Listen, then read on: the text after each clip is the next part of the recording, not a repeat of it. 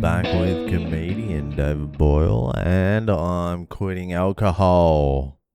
So I'll tell you this, if I get 7 hours sleep per night, I'm as good as gold. I got 7 hours sleep last night. I woke up, took me 2 minutes to fucking...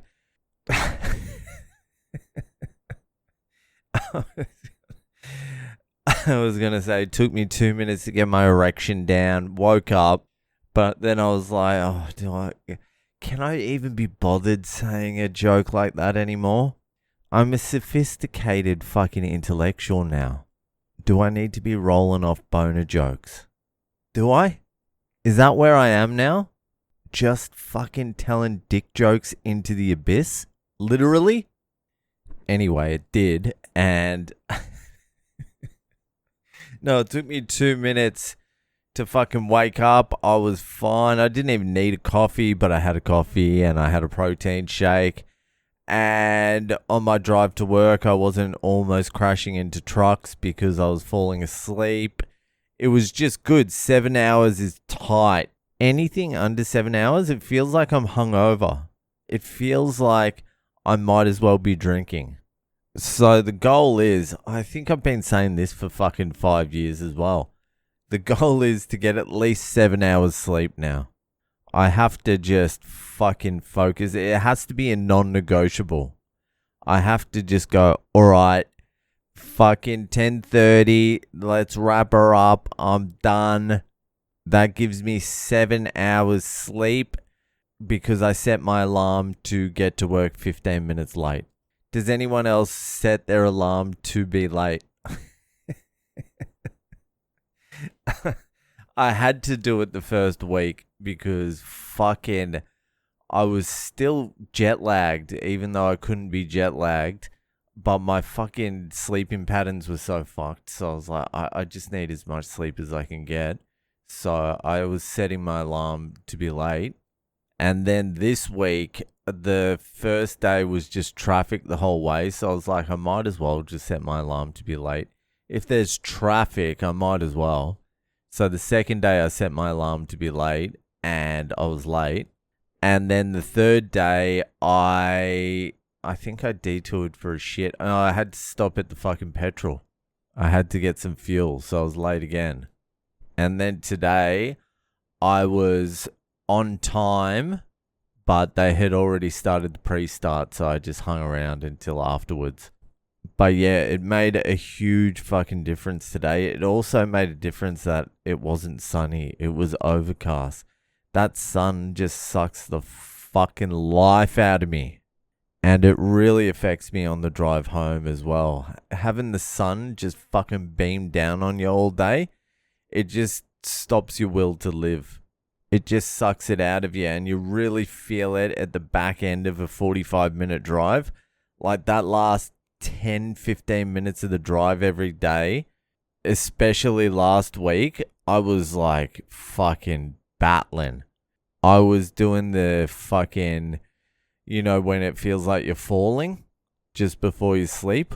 I was doing that on the drive home fucking at least 4 or 5 times in the last 15 minutes of the drive, because I got to go through a tunnel and something happens in that tunnel. It just fucking, it's like Stillnox or Valium or something. I just drift off and I'm fighting. I even know I'm fucking too tired to be driving and I'm fucking just battling it, and somehow I make it through that tunnel and I get to the lights outside the tunnel to turn right, and there's usually a fucking queue. So I fucking I put the parking brake on, put it into neutral and close my eyes, and I just fall asleep until someone fucking hoots me, honks his horn, and then I wave, pretend I was on my phone.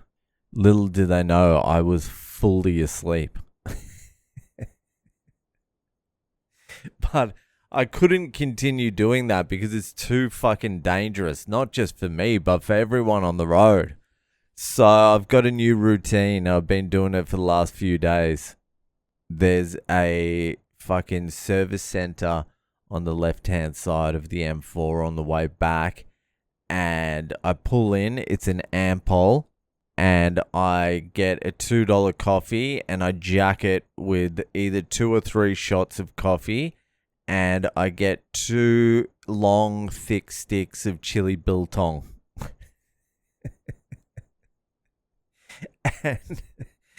and I just cruise down the highway, fucking chewing this biltong, drinking some coffee, listening to Chomsky. And I'm just living. I'm living on the highway now. I was dying 3 days ago. Now I'm living.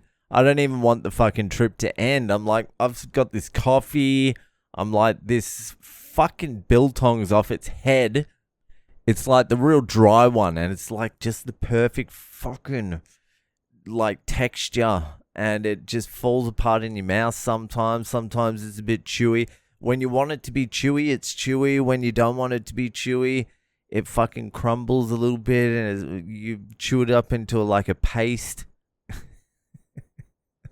Chomsky's going on about nihilism and free speech, and I'm just like, fuck yeah.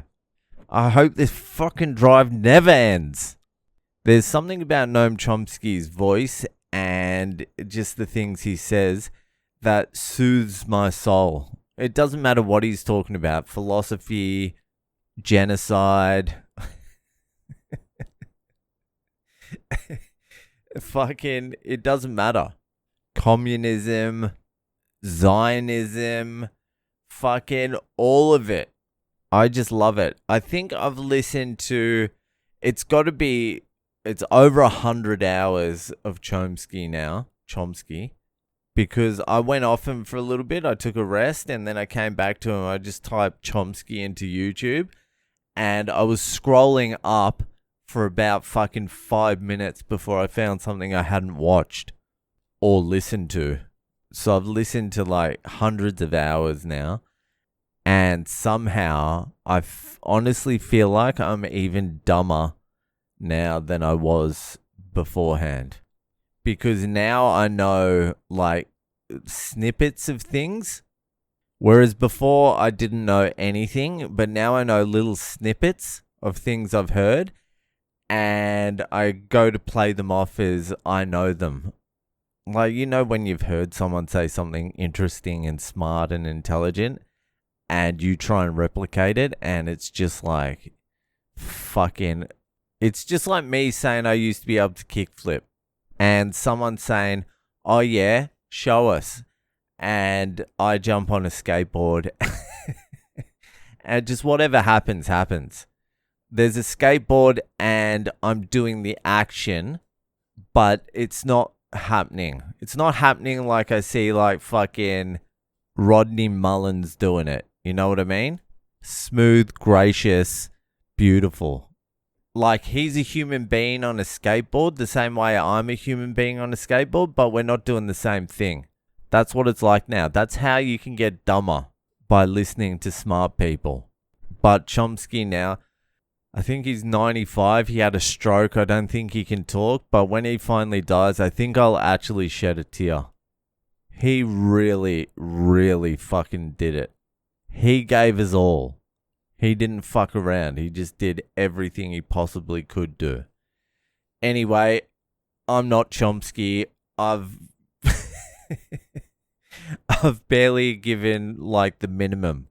I wouldn't even say I've given the minimum. I wouldn't like to see what less looks like. Let me tell you that right now. Anyway, fucking that'll do it for tonight, and I'll see you the fuck later.